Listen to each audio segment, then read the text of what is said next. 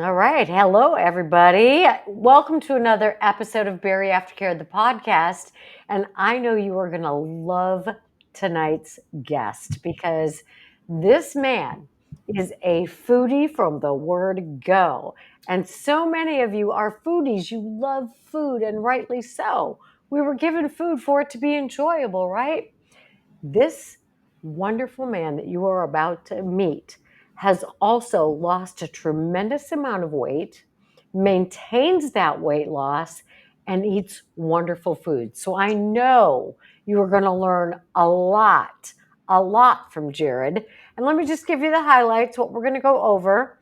First of all, our guest's name is Jared Gleaton. He's written an amazing book called A Feast for the Senses: The Psychological Art of Eating Well. Awesome book, awesome title, awesome man.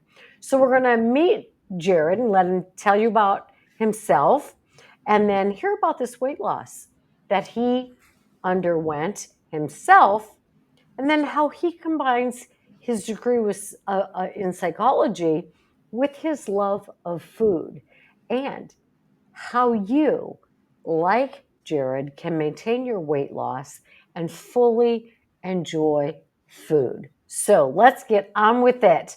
Hello, Jared, and thank you so much for being with us today. Thank you, Connie. I really appreciate it. Thank you so much. This is a great opportunity. Oh, for us, that is for sure. And I'm glad it is for you as well. Yes, ma'am. So I ran into you on LinkedIn and I was like, oh my gosh, who is this guy? What an amazing combination of skills and interests and the things that you're doing. So introduce yourself to the audience and let them know about you, and then we'll move on and talk about this business of your significant weight loss. Wonderful. My name is Jared Gleaton. I'm a nationally certified school psychologist. I work primarily in public education for the state of Oklahoma, and that's where I'm at. I live in Bartlesville, Oklahoma. It's a little suburb just north of Tulsa, Oklahoma, and it that is it. I wrote a book, A Feast for the Senses, and it sort of details my journey growing up on the East Coast, then coming to Oklahoma. After some trauma in my life, I lost a lot of weight, but instead of using food as a coping mechanism, I used food as a strength and a way to learn and grow in all aspects of my life. And from there, I transitioned using my background as a psychologist and my love of food and through the weight loss journey to become sort of a food critic. And then take that journey and apply it and bring it full circle and saying, by analyzing your food, you can bring it back into your home and do some cooking yourself. I love that. I love that. So did you did you grow up in Maine or did you grow up in Oklahoma or a combination of both? Combination of both. So my mom is an ophthalmologist, and she did her residency in Rochester at the Mayo Clinic, and so Okay. that's where I was born. And then when I was really young, we moved to a little town called Pittston, Maine, and my family built a dream home in Palermo, Maine, which is a little town just close to Augusta, and that's where my mom had her practice. And so until the age of 13, I lived in Augusta on a lake. I'm sorry, I lived in Palermo on a lake. And then when my parents divorced, my dad moved to Oklahoma because he has a sister who's an anesthesiologist in Oklahoma. And I Okay. went with my dad, and my sisters remained in Maine. Okay. All right. So yeah. So obviously you're in Oklahoma. Yeah, So what kept you in Oklahoma? Tell us about your sure. draw to Oklahoma. I formed a really deep bond with my father. Mm, And, I formed a bond with my aunt, who's my father's sister. okay. And so I grew in love with the culture. Oklahoma did a lot for me. At first, I was very resistant to Yankee living in the middle of Oklahoma. I'll Huge bet. culture shock. Yeah, One of I'll those deals bet. where at 13, I had no concept of what Christianity was or Jesus was because I was never exposed to that. So I got that exposure in Oklahoma in middle school. And that was very interesting. And so that had a profound impact on my life. But I really formed Very a cool. relationship with my father. And then I realized that Oklahoma is not a bad place to live. It's got great people. It's got Mhm. what I've learned in the last 10 years is going through a culinary renaissance. So for a foodie, instead of going to where the renaissance has already happened, like New York or Chicago, I get to be part of an observer almost in what is happening and watching an entire state grow from deep fried everything to taking Oklahoma ingredients and elevating them to what I would consider could be, in some cases, Michelin quality dishes. I love that. I love hearing that, and it might, I'm just going to kind of veer off here and there Please because do. just curiosity. So, Oklahoma, in its Renaissance process, do you think that's happening in other places around the country as well? From going from, like you said, everything deep fried to some really quality types of foods.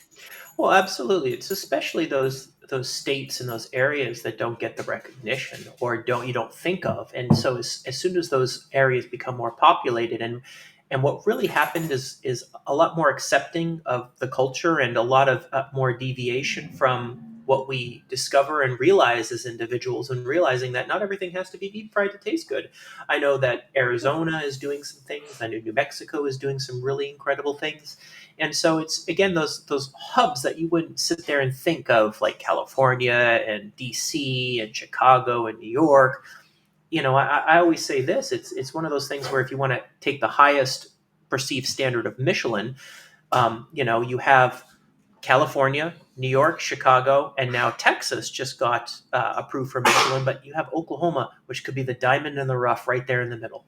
Awesome. So, in a little bit, I'm going to have you explain what this Michelin thing is that you're talking about, because a Sure, lot of the listeners are going to be like, "What is that? A tire?" it is. The Michelin It Man. is.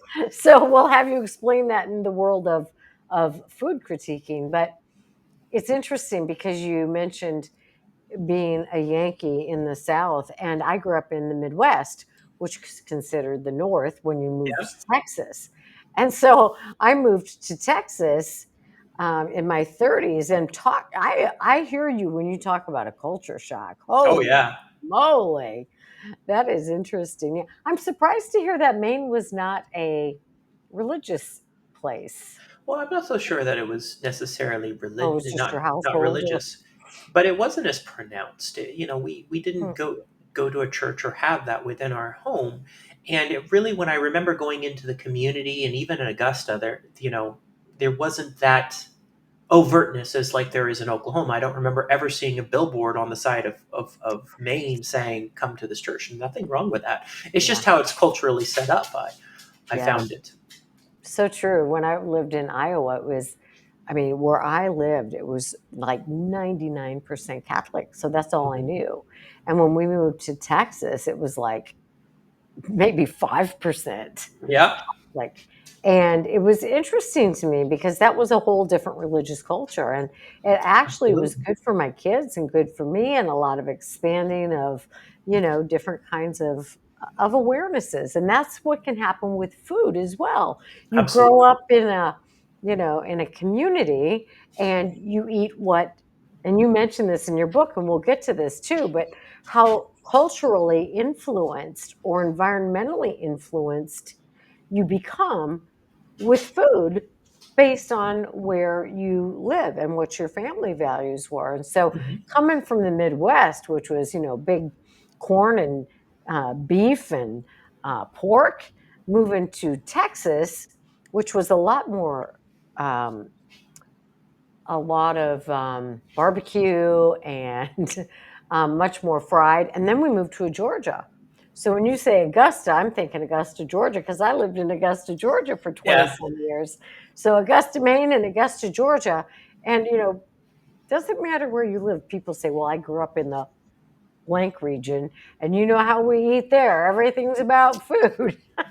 Well, it's interesting culture, but there's something that we sort of don't talk about, and this is something that we all form these patterns at an early age, but the overwhelming influence that corporations and food businesses have in shaping your perceptions from an early age. There's no mistake, and we talk about this, and I don't know how many people really focus in on it, but there's a reason why each color, each package, billions of dollars goes into the coloring of a boxed dinner or candy, certain colors that trigger people to be Mm, drawn to it. And it's at eye level with kids. So at an early age, you're primed to try and react to this box. And really the question then becomes, did you really enjoy that Snickers bar, or were you taught through your environment to enjoy that Snickers bar? And they formed that Snickers bar through research saying peanuts are going to overwhelmingly appeal to the majority of people, especially in this age demographic. So your taste buds have now been Tailored. worked on, tailored to Mhm. be very difficult to get away from that Snickers bar. Would it be a stretch to say manipulated? Well, you could say manipulated it. We could get into the synonyms. We can. Right. I always say this is the sort of the 6 degrees of separation, and this is a poor analogy, but whenever you get into what's the difference between discrimination and prejudice? What's the difference between prejudice and preference? What is the Ah, difference between preference and choice? And then sure. when it comes back full circle, what's the big difference then between choice and and discrimination? I love it. You are a So, psychologist. well, it's so the same thing. The same thing applies there. Manipulation, Cool. preference, choice. It's all, and then you go back into your culture, and so that food becomes part of our culture even more so than those home cooked meals that we had. I mean, Absolutely. think about the '80s. Whenever there was a famous food critic named Ruth Reichl, and she talked about these restaurants to try and get us away from the microwave or TV dinners. But how if you think about growing up, a lot of the unless you're really doing home cooking, how many of those home cooks are start from a box and we just add things to make it feel a little bit better, but it still started from a box like Hamburger Helper because we were programmed to grab that box at an early age, and that's what our mom did, so that's what we did. And how do we break that cycle if we don't even recognize that it's happening? Exactly, exactly. So to go back a few steps, and I Sure. want to get to where you just were, but you were talking about psychology when you talk about the colors of the packaging, Hmm. right? The Because psychology, smell, taste, it all goes into it. yeah, absolutely. And when I was a child, it's much different for people who are children today because when I was a child, man, a fast food restaurant was a once in every couple of months event for Hmm. sure. It was all casseroles, Yeah. the homemade casseroles, Yeah. which evolved to the, when I was a young mom, the homemade tuna helper from the box, Yes. Yes. right? Yes. So, yes, an evolution, and all of that has to do with culture and whatever. So, where did your love of food, where did your absolute love of food come from when you think back? Oh, that was formed with my father and my family. Pennsylvania Dutch cooking, whoopie pies. We used to say something. I know it's not appropriate, but we used to call it chipped beef on toast, um, You mean which shit on a shingle? shit on a shingle. I didn't want to say it out loud, but it's shit on a shingle, and Pennsylvania pies and just these sausages and these cheeses and that's what I grew up on and I learned early on that if you add a tablespoon of butter or a tablespoon of cream to Yes. anything, it makes it so much better. And when I say butter, I mean from an actual cow. Because for a long, how many? Because one thing I didn't realize until I moved to Oklahoma was there's something called margarine, or I can't believe it's not butter. And I was like, well, Yeah, what is this? This is not butter. And they're like, absolutely. yeah. And I remember talking to a friend and I cooked for him. They're like, this is incredible. And he called me and said, well, I'm at Walmart. I want to make those mashed potatoes. Where's the cream? I'm on the soup aisle. I'm like, it's milk. Go to the milk. And that's just, again, difference in cultures. Isn't that interesting? Yeah. Isn't that interesting? I love in your book how you talked about, and the book again is called A Feast for the Senses. That's the short title, but it's such a great title. And you talked about your father in the book and Yes. how he absolutely loved to cook and eat. Oh, he did love to eat. He was a pie fiend. He had a massive amount of a capacity for food, yet he never ballooned up. I He somehow know. stayed thin. Now, that's sort of one of those hidden dangers where he did have bypass surgery, so his heart was getting clogged the whole time. But by good, and he would say he'd get chunky, and he wasn't lean, mean fighting machine by any means. But it wasn't like he had a gut that hung over or anything like that. It was That is truly remarkable. fascinating. And when you say he had bypass surgery, you don't mean gastric bypass surgery, you mean heart Heart, bypass surgery. heart, and that's Whereas, what. yeah, Yes. a But, lot of the listeners will have had mhm, gastric bypass surgery or are preparing to. mhm. And And I love that you said, there are some, I can't remember what you called it, not some dangers associated with it, but there are some costs associated with the love of food at times, right? So learning to, Well, that's the thing is I think that the biggest thing that I learned through all this is there's a couple of things. One, we're creatures of habit. We're pattern seeking individuals. for Do you want to sure, recognize the pattern and break through the pattern? The second is um, whenever we're humans and we try and deny ourselves our pleasures, it rarely bodes well. The only way you can truly deny your pleasure if you have a considerable amount of willpower and self-awareness to know that you're going to engage in something that you know that's not healthy for you. And so what then becomes is we're not denied these things. So whenever we go into dieting, if we start to try and deny ourselves these pleasures, rarely can it last a very long time. So you're trying to make a lifestyle change while you're trying to diet in order to accommodate whatever that lifestyle change is. And what I say is this, and this is what I learned through dieting. I still enjoyed the foods that I loved in moderation because I knew if I cut them out and went cold turkey, I would not be able to do it. So right? instead of that big old pie, and I'd eat half of it, I cut it down into a quarter, and then once I monitored it after a couple weeks, I cut it into a half, and now I enjoy an eighth a piece instead, and I sit there and really savor and analyze the flavors. Yes, And by yes, doing that, that's only a couple hundred calories in my daily calorie intake, but I'm not right. denying myself what I loved, and I'm able to continue enjoying and analyzing the food world. And I love that. And that's where I want us to eventually get to in this discussion is about how the majority of people can absolutely do that. They can Absolutely. enjoy things that they love. Hmm. And if they learn to slow it down Hmm. and really taste the food, and like you say, examine it for the nuances and the texture and the flavors and and really get a lot of joy out of that rather than eating the half of the pie and not tasting it. Correct, and when you do that, you turn even a simple piece of pie at home into like a dining experience, a moment that you can savor forever, and that's sort of what Mhm. I talk about. Is where we discuss and think about our implicit, explicit bias and what all goes into just a dining experience that can even be at home.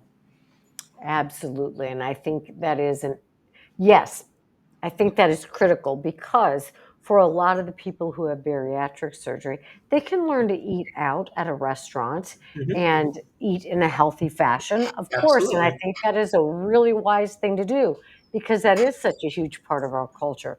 But also finding and learning and making it a point to learn to sit and mindfully eat, you know, absolutely. meaning savor that experience. And I will also want to talk with you about setting up the environment to be a pleasurable experience because, as you say, we use all of our senses We to do. really enjoy food. So, you use a wonderful word, and I'm not sure if you created this word or if this is a word that's in the industry, but you talk about foodology.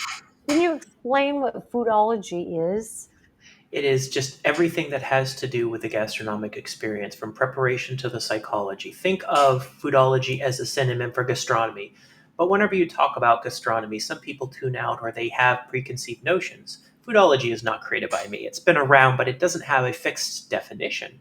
But what it does is it allows us to access and allow us to think about what that is meaningful to us, what that definition could mean to us. So we get to define it because it's so broad and so loosely defined in and of itself. Okay, so some some of what goes into the whole foodology would be Well, it would be atmosphere, taste, touch, smell, the preparation of the food, the culture behind the food, your reaction to the food, which is so important, your reaction to the dining experience, who makes the food. It all is encompassed in this term, and it's a wonderful term. it is a wonderful term and it is very broad and encompassing, but I love how you said, you've got to look at your life That's right. and I like the idea of looking at where your relationship with food developed, Mhm. and was it developed in a healthy way by healthy people, or people who just snarfed down food and didn't worry about tasting it or provide an environment for it? Um, you mentioned that your life changed when you were 31, right? Yes. And how did your food thing change around that time as well? Well, in 2016, I unfortunately lost my father, and that had a huge, resounding impact. And one thing is, he was always worried about my weight, but I got up one morning and went to the bathroom, and the mortality hits. Even when you're 31, you can still say, "Well, I'm still feeling healthy. I don't feel any side effects. I don't have the aches and creaks." But when I looked down, I say my feet, but there was other things I could not see when I peed. Mhm. And so I Yeah. could not see my feet and I couldn't see other things.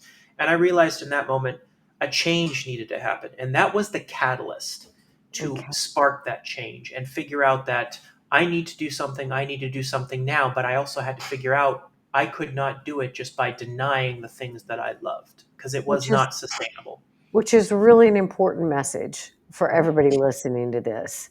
Because most people who get to the point of having weight loss surgery have done that dieting, regain, losing weight, regaining weight.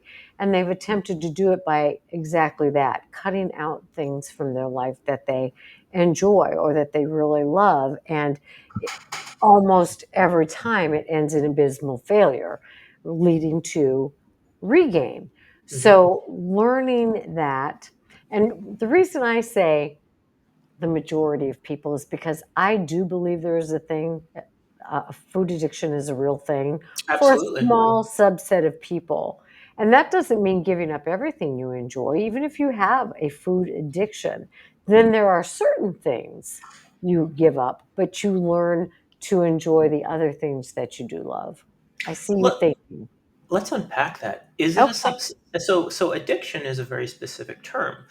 But is it a small substack or sub people, or is it larger than we might think? How many people associate the quantity of food with how good food is? How many Wow. associate with how much I want to spend with how much food I get? And even though it's not you're sitting there eating all the time, but if you eat 3,000 calories in one seating for lunch and then or dinner, and you eat 2,000 for lunch, and then you eat 1,000 for dessert, you probably have gained a pound of fat in one single day, and Yeah. that might be the norm for someone.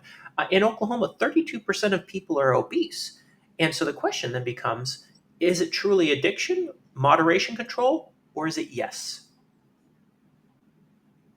Oh, I like that thought. So when you say small, if we narrow it down to addiction, akin to heroin or other addictions that we have, it might be small, but your people are getting their BMIs, which that's another. We could go down the rabbit hole of how valid Right. is the BMI because, Yeah. but There are still, flaws. There are flaws. well, there's flaws with every measure, and there's nothing that is perfect. And Correct. so, that therein lies the thing is our perceptions. Again, it goes back to how our environment shaped our food decisions that we make, even until this day. Absolutely. So when you're talking about, like, if your norm is a huge breakfast, a huge lunch, a huge dinner, and you're basing this on quantity, Mhm. that's going Well, to the eventually lead to problems. Yes, and the question is, how is that really small? Is that could that be form of addiction without you even necessarily knowing it? How many people in the United States, probably by definition, by the FDA's definition, have an addiction to caffeine?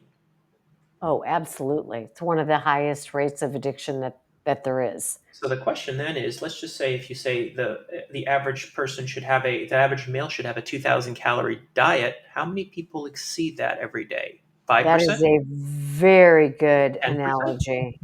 30%? 80%. Well, and so therein lies we can get into the metadata all day long, but Right. it's just sort of what the food addiction is something that I think is prevalent, but we don't like the word addiction, taboo, because it has such a negative connotation to it. Exactly. Um, Addiction is simply that you overindulge in something. But when you say overindulge, it doesn't sound nearly as malicious as addiction.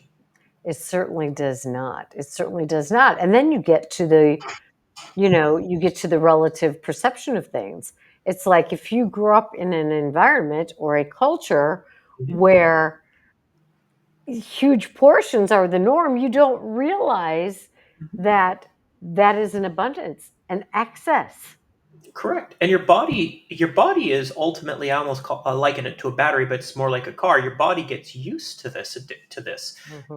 But your body loves calories. That's the bottom line. It's doing everything it can to store those calories, all in the areas we don't want them to store it. That's an evolutionary deal. It's protecting your Right. organs. It's keeping you warm. Calories are nothing more than energy. You either use it or you store it, and the body loves to store it. And when you through bariatric surgery, for example, if you're eating less, you're putting yourself in a calorie deficit because you're not eating as many calories as your body consumes, so therefore you're losing weight. And your body doesn't like that. And it's going to do everything it can internally to adapt to that. So you have to be Right. aware of that and outsmart it. It doesn't matter whether you lose due to bariatric surgery, Wegovy, um, exercise. You have to realize that your body is always fighting to hold on to those calories. And the Right. biggest advice that I can always say to people is figure out your basal metabolic rate, essentially how many calories your body needs each day if you sit there and do nothing. If you know that, then you know I can eat this much without gaining weight. And Yes. and once you realize it, it's very simple. If you want to lose a little weight, you have two options. You can either exercise to put your cat body in a calorie deficit, or you can cut back your calories, which puts your body in a calorie deficit. And this topic can really get a lot of people who have the disease of obesity into an uproar, because there are so many factors that go into the disease of obesity. But what you're Mhm. saying, I like, because you have to figure out what your resting metabolic rate is, which is going to be different than everybody else's based on all of those factors, which are not fair, right? We're going to just make No, that a given. This is no, not an across the board fair thing. no. And So one person may be able to take in 1,200 calories, and beyond that, they're going to gain weight, where another person can take in 3,200. yes, and this is, also there's genetic factors, thyroid conditions. These are all things where your body is Right. actively fighting against it. But that's the key is this, and this is where diets have it. You know what? One of the most successful diets of all time is Slim Fast. Why? It's because if you drink 3 cans of this, that's all you drink, then you have restricted your calorie intake. And Slim Fast figured out that in order to lose weight, the majority of Americans only need to consume this many calories. But as soon as you get off of it, just like you said, you regain. Why is Ozempic so popular right now? Um, Two reasons. One, it slows the digestion, but more importantly, it suppresses the appetite. So Yes. you do not eat as much. But as soon as you get off Ozempic, if you are not aware of one, what Ozempic is truly doing, and two, have you taken steps to make those lifestyle changes? You've spent a Exactly. tremendous amount of time, and I'm told the side effects, from what I've read of Ozempic, it's pretty miserable. You went through all of that agony and money to go Mhm. right back to it without making those changes that are That's right. incredibly needed. And so I, like you, believe that regardless of how a person loses weight, and Correct. there are a myriad ways Oh, to lose 100%. weight, the only way to maintain weight loss is to live a healthy lifestyle and to know what your body will take in without gaining weight, and to make sure you exercise your body and eat nutritious foods and eat real foods, and develop the healthy lifestyle. No matter how you lose the weight, you've got to develop that healthy lifestyle. So Absolutely. tell us a little bit about your weight loss process. Well, my weight loss process, again, at 176 pounds in a year, I always say this before you You engage in any. lost 176 pounds in a year. Yes. Eesh, that's a lot of weight. Well, there's a process to it. And the first thing I always say is this: consult your doctor. Please don't Yes. sit here and try and replicate what I do and say Jared Gleaton told me to do this. Yeah. At the time I was 376 pounds. So the first thing I realized is I need to know how many calories I'm burning doing nothing all day long.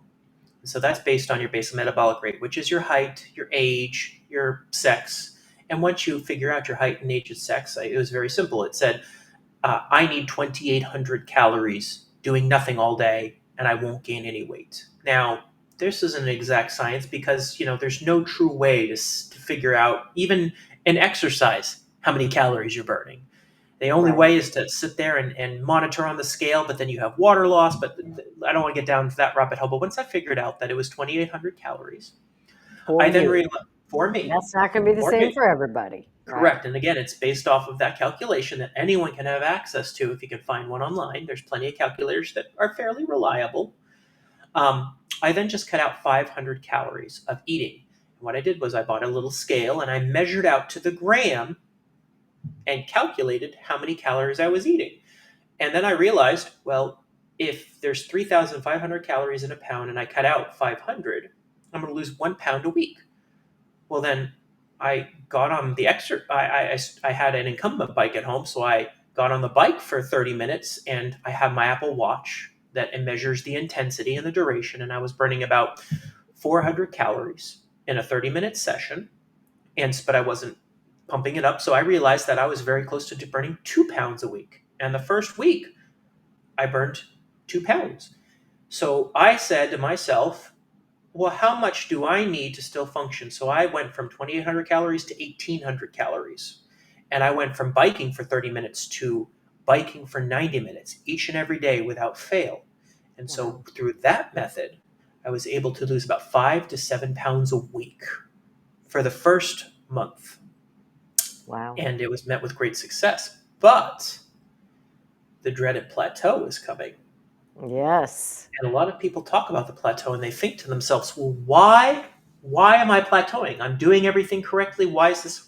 It goes back to, as your body changes, as you lose weight, you need fewer calories to function, and your body is trying to hold on to those calories.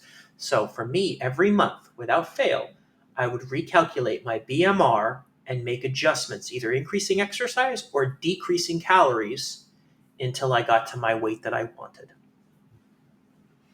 And that is brilliant. Now, again, for our listeners, there's a lot of PCOS, there's a lot of thyroid problems, a lot of, Sure, so you've got absolutely. to work with your doctor, You which do. Jared said you absolutely Yes. have to work with Yeah. your doctor. You have to work with your doctor.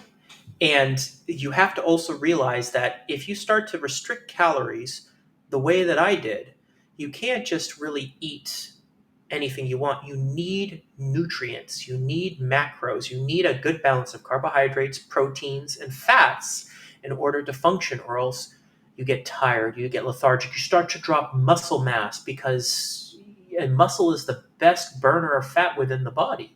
And you have to do it with balance. And so for me, I also another drawback is you're going to be hungry when you're doing this. Your body's not going to like this because you've had 30, 20, 10 years of practice of feeding your body whatever it wants. Right. And so one thing I realized was the satiety index. And I learned and discovered what foods per gram fill you up the most and being the least amount of calories. And one thing I discovered, and it gets a bad rap, is potatoes. Mm, Potatoes fill you up, but people are like, well, it's all those empty carbs. Well, it's not necessarily empty carbs. There's potassium. There's some good things that come with potatoes. The problem with potatoes is they're a blank slate, and we love adding things to our potatoes that are not healthy for us. right. And That's so it. that, Yeah. huh? My add-on to a potato, which I prefer sweet potatoes, Mhm. is half of sweet potato with cottage cheese, which gives Yep. me tremendous amounts of protein and Yep. yeah. So, yes, And exactly. so all of these little things went into that journey. But during that time, I still enjoyed these little indulgences, and I really stopped. And during this period, even for a potato, I'd sit there and really analyze what is the texture of potato, what is the taste of potato, where does it hit on my tongue, what am I tasting first, second, third? Are there any differences in taste? And so that way, I got my mind off the hunger and broadened my palate to things that How I had no idea were awesome. there. I love that. And I think that if people could learn to do that, So I want you to talk more about the senses and the food and how you incorporate all of the senses into this wonderful experience of eating. First off, we have to realize that all the senses are tied to your taste buds in some way or another. And so if you smell something, it's priming your brain to try and think of what the flavor is to come. If you see something, we eat with our eyes that might be ugly, we think it's not going to taste good, but it might taste incredible. And hearing comes into play, especially outside of the home environment when you go to a restaurant. All these perceptions play on what is going to go into your dining experience. And a lot of times, whenever you go into a restaurant, people don't think they walk in and they think, well, what do the senses have to play? Well, how many people in America right now are suffering from some form or other of anxiety? I'm guessing quite a bit. So if you go into a restaurant and it's loud and you don't like loud places, whether you're consciously or unconsciously, implicitly or explicitly, you realize your anxiety is spiked, which dulls the other senses because you're on some level focused on your anxiety. So if you go to a new restaurant, it might be the best restaurant in the world, but if it's loud, you think it's not going to be good. You're not going to remember the food no matter how good the food is, or it's going to be lower because your sense of hearing and overwhelming the vision, everything is triggering all your anxieties. But if you can go into a restaurant and realize how that's coming and come up with good coping mechanisms to overcome that, you can apply that same strength and strategy to other parts of your life. And it starts with just going into a restaurant or experiencing a bite of food. I love that. Experiencing a bite of food. I Yes. love that. And you got to think about, like, in the book, you go into this in much more detail, but it's like, what was your home environment like? A lot of people have very unpleasant meal experiences with their families, or they never had that at all because they went through drive through all the time, and they Absolutely. were eating in the car all the time. And that's the environment where you got, noise and maybe music and, not good, healthy conversation, but you got chaos. Hmm. So go ahead. Oh, no, no, no! I was just saying. I was just agreeing. Keep going. Sorry. Yeah, no, yeah, I just, the memories of food and the memories of people and how all of that impacts your relationship with food. Absolutely, and if you like, you just said it right there. How many people have had some sort of taste aversion when they're 12 and they're now 30 and will not try it because of that memory that they've clung on to? How many people didn't like mushrooms growing up or fish growing up? And I don't like fish, and so forever you don't like fish. And so How would if you we can, suggest somebody overcome that mental tape that they tell themselves? well, the first thing is realize this: it's going to be okay. If you didn't like the fish, you might like the fish now, and you have to realize that it's going to be okay to try new things. And if you can start with food, you can, we're, like I said, pattern seeking individuals. What's your favorite restaurant? Who, me? Yes. Yeah. Oh, I Do you don't go have out one? to eat very often. No, I don't. What's your I favorite dish like to eat to at eat at home? home. Oh, my absolute favorite truly is a sweet potato and cottage cheese or a salad. I have Uh-huh. the most beautiful I love to eat healthy food. So it's a salad made out of spinach, grilled or chicken, shredded up chicken, and all the blueberries and yummy veggies. I really like to eat healthy food.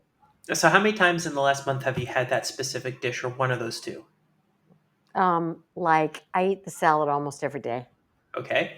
So, why? because I am a creature of habit. I eat almost the same thing all every day of the week. Have you ever tried the salad with raspberries? I'll love it. Okay. So, have you tried it with blueberries? Yes, love it. Bananas. No. We're just building the narrative. What protein is so Right. have you tried it with Yeah. ricotta instead of cottage cheese ricotta? No. And so all I'm saying is there are different flavor profile and combinations that you might be Yes. able to discover, but you're doing the same thing because it's safe. It's what you like. It's good. And so Yes. so the same thing happens at restaurants. If you go to your favorite Mexican restaurant, how many times have you ordered the same dish every time for as long, and there might be 50 things on the menu. While you're doing what's safe and you like and you're spending the money, you might discover 2 or 3 new favorite dishes and flavor combinations you didn't think possible. And it all starts with being okay with realizing there's nothing wrong with a little discovery. And if I can discover the strength to find that myself, again, it goes back to what I said, apply that to other parts of your life.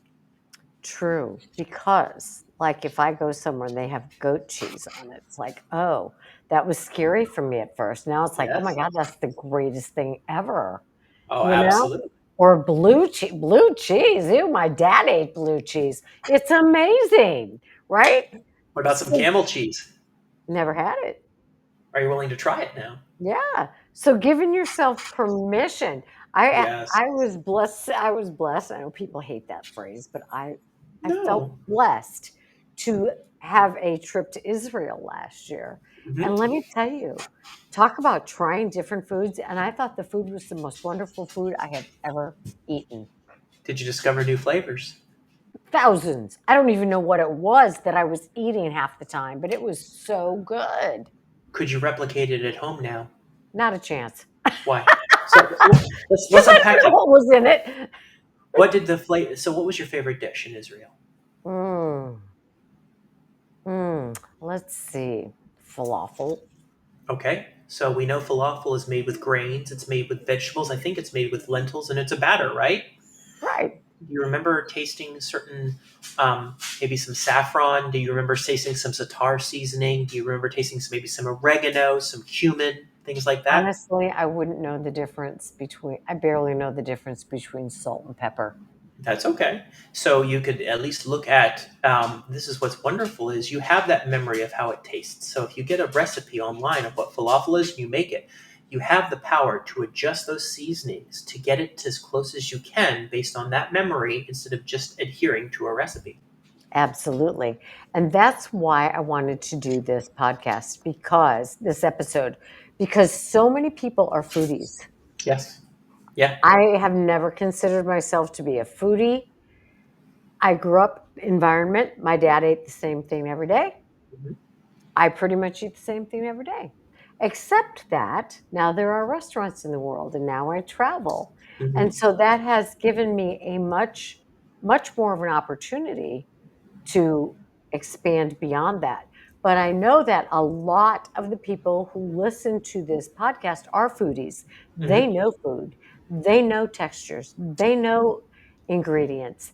And understanding and seeing you as an example of someone. Now, how long ago did you lose that weight? So I lost that weight. So I'm 39 now. So it's been about 8 years, and I've been able to keep it off. And so, Right, but I work out. I moderate. I don't sit there and eat a whole pound of cheese, even though I love cheese. I right. realize that an ounce of cheese I can enjoy just as much as a pound of cheese. Right. And part of that has been because you take time to savor your food.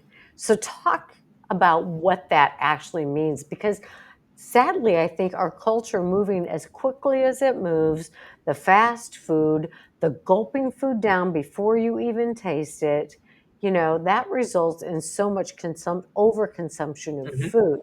So, how would you describe to somebody really having a meaningful experience with a healthy portion of food that to a lot of people is going to look like nothing? So this is some things that and are you wanting at home or at a restaurant? Which would At you like? first, well, let's do both. All right, so if I go to a restaurant, the first thing I do is I rarely look at the menu. I always ask the server, could you please bring me what you think is the epitome of this restaurant? I don't want you to tell me. Now, I mentioned if I'm allergic to anything, and when they bring it to Love me, I really stop and think to myself, what is it that you put in front of me? I take a look at it. I then smell it and say, ooh, this is coming. I'm ready to really enjoy it. I close my eyes and try and picture what it could taste like. I Ooh, then take a little bite of, like, if there's a sauce, I try to taste the sauce to figure out what is in that sauce. Okay, where is this going to hit on the tongue? Then I take a combination of the things together, different parts of it. So I really start to play with, all right, these two things come up, create this flavor profile. These two things with everything creates this flavor profile. And I really get into what each component is and what each component together does and how it hits on the tongue like You might have something that is sour and hits on the side. You might have it something that's salty that really hits the tip of your tongue, and really discuss and really converse with myself. Where is the beginning of the flavor profile, the middle as you chew, and the very end, that sort of that aftertaste? What is that aftertaste? And did I find it in what I saw, or was my mind tricked? And then I have a conversation with myself. I When I love it. smelled and looked at it, did it actually taste like what I thought it would, or did I discover something completely new? And that's the greatest thing, is when you discover a new flavor for the first time. I love that. Right, like raspberries in my salad. Yes, Yes. Okay. So it's a truly 100% all senses in. it is for me. And by doing that, I'm really enjoying and incorporating this thing that the old Benjamin, I want to say it's Benjamin Franklin, live to eat or eat to live. I'm going to live for that moment where I get to eat. Okay. And I love that because all the time in the weight loss world, we're like, you eat to live, you eat to live. But you can also live to eat when you learn Hmm. what your parameters are. And then you Absolutely. can be very, very creative knowing what your parameters are. Yes, and also, once you know your parameters, I always say this: once you know your parameters, also realize you get to define your parameters. If they need to change, they can change, and it's okay to change Absolutely. your parameters. Absolutely. Okay, I love that. I love that. There's a lot of permission, permission to explore, permission to be brave, permission Mhm. to, say, okay, I'm going to change this. And I get to choose because a lot of people, when they diet, feel like they have no choices. Without and the most important thing I also say is the permission to forgive yourself if something doesn't go right. Absolutely. Absolutely. We talk a lot about that because that self talk is really critical Yes, in it is. everything we do in life, for sure. Yes, absolutely. Okay, so let's say we're, at home and we Hmm. want to create a really fulfilling, satisfactory eating experience when, as a post-op patient, you know, you have a cup of food. A cup of food. Well, that's where the beauty is. The beauty is going to be in the preparation, the personal pride you take in adjusting those flavors, and as you go, taking little tastes, as you go adjusting it, and allowing yourself to really smell as you're cooking, engage with stirring and preparation. And when that moment is in front of you, just standing back and admiring the work, and said, "I get to do that, and I get to enjoy it." And then again, taking the same process, trying the things on their own, trying them together, to realize that I created this, I get to be the author of this dish, and also having the strength to say, you know what, I'm gonna make some adjustments next time, or I've got perfection on a plate. I love that. I love that. So taking pride in what you're doing. Yes, it's the experience goes into the process of making the dish, Mhm. Mhm. because that's where the texture, the hearing, the smell, that's where it'll all come in more so, instead of it being brought out to you. The environment plays a significant role. And so, if you're at home and you really want to, have that full sensory environment, you can put on some music that you like instead of having the TV Absolutely, blaring. You know, absolutely. get your eyes off that phone and Mhm. enjoy the beauty of what you're eating. So, really taking your time with your food. Now, I know that we don't have that luxury, when you're at work and you got to go to the break room and all of those things. But when you do, when you can, if you can sit in your office and create a more palatable, and I don't mean by taste of the food, I just mean environment for your meal, then do that for yourself. Absolutely, it's called treating yourself. Absolutely. Treat yourself. Treat yourself to things you enjoy and um, realize that for the most part, people do not have to eliminate entire foods or food groups from their eating. Well, no, you don't, and that goes back to sort of what we're talking about, where relapses and regains happen, because again, you're denying yourself something that you've told yourself that you can have all year, and all your life. And if you have that strength and that willpower to do that, again, it's so variance. There's so many ways you can do it. It's so different from person to person, but realistically, we have these things that we enjoy, and when we deny ourselves these pleasures, it generally doesn't end well. Relapse. Exactly. Exactly. Now, that's not to say, like with your own weight loss or anybody who's maintaining a healthy weight and working hard for it, doesn't mean, that there's not some work involved, right? And some discipline and some, you know, old-fashioned hard work. And Absolutely. you mentioned it's interesting because people hate hearing this, but you mentioned that you did 90 minutes of exercise a day, and Mhm. that's actually what is recommended for maintaining weight loss is 90 minutes a day. People are like, are you kidding me? There's no way ever. But you can still maintain a loss by adjusting your parameters to fit your needs and your lifestyle. Absolutely, and that's what's important. What might work for me is not going to work for everyone. As a matter of fact, Mhm. I would sit there and say I'm an extreme example. But the premise, the underlying structure is there where anyone can apply it. It just depends on what their needs are and what their circumstances are. Like you said, Exactly. if you can't dedicate 90 minutes, well, maybe you should try to do 30 minutes and do it where your Right. heart rate is at a certain rate to maximize the burn. Absolutely, absolutely. I loved some of the wonderful little factoids that you put in the book, which were interesting to me because you hear things growing up and you think they're fact, right? It's like you think all the sweet taste buds are in one part of your mouth. That's not true, right? It's not. It's all about how the brain, the smell, everything interacts with it, and it goes back to facts. And the one thing that science and all of this tells us is that these facts that we think are universal truths can change within a few minutes. And again, it goes back to we're resistant to change because we have this meta that we're taught all our lives, and then when something comes up that's new that doesn't sound right, we're resistant to it. We become skeptical.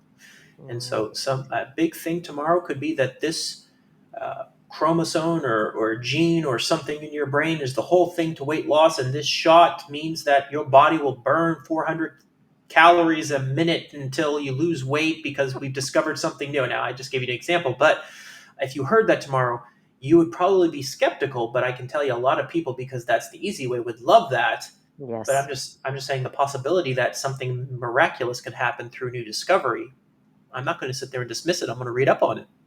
For sure. It's interesting too, though, there's been so much research, and in your world, you know this, that we get so set in our ways and our beliefs that we can be presented with absolute fact, and Mhm. yet we're reluctant and we hold on to what's always been true for us. No, that's not right. That's why somebody says it's your truth, it's our truth, and that can be true, but it doesn't necessarily mean it is fact. The truth, right? Truth and fact are not necessarily synonymous. I love that. Truth and fact are not necessarily synonymous, right? I have 5 siblings, you have 3, right? We can all have our version of the truth of a circumstance, and Oh every yeah, one of those may be very different, right? the facts define what we perceive as truth, but the facts don't change based on our perception of the truth. That's right. That's right. So fascinating.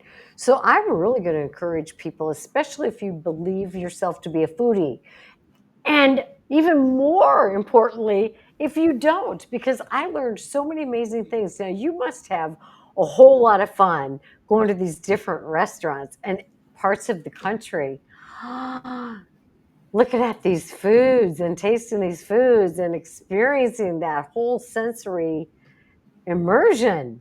Is it so wonderful for you? It is. That's just, I don't have any kids. I'm single, no mortgage, and that's how I choose to spend my money. And, I'm going to enjoy that.